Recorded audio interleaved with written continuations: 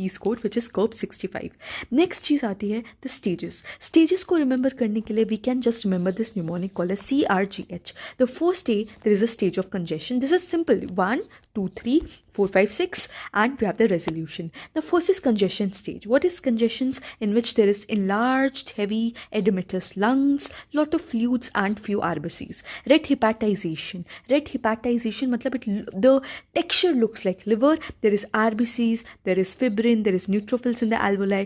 That is firm red liver like. Then we have the gray hepatization. Then just there is WBCs is more, that is 4 to 6 days, and resolution, that is enzymatic digestion of the exudate, lungs return to the normal. So CRGH you can just remember, congestions, red hepatization, gray hepatization, then there is a healing one. Now sputum हमें clue देगा कैसे, जो most common cause है community acquired pneumonia का, that is strep pneumococcus. This is the rust color sputum, very important. Klebsiella pneumoniae usually आपको history दी जाएगी alcoholic patient की, diabetic patient की, severe pneumonia की. This is a current jelly sputum. If it's a greenish color, it's a Pseudomonas aeruginosa. Hospital acquired pneumonia, ventilator associated, and also associated with the cystic fibrosis.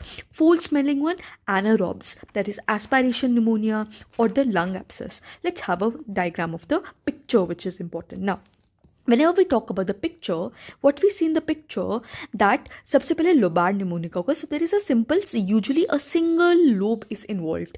हमारे पास air bronchogram sign will be positive, Stillhouse sign will be positive, and there is a homogeneous opacities which can be there. Next is bronchopneumonia. What is going to be happening in case of the bronchopneumonia? This is patchy, ill-defined opacities you can found in the lungs.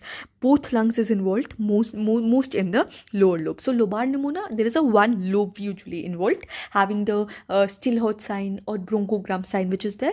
But in case of the bronchopneumonia, there is more lower lobes are involved, both the lungs will be involved, is there. Atypical pneumonia, you will see that lot of interstitial infiltrates, lot of diffuse interstitial infiltrates known as reticulonodular pattern, and one which is having the cavity with air fluid level thick wall. This is the lung abscess which is there.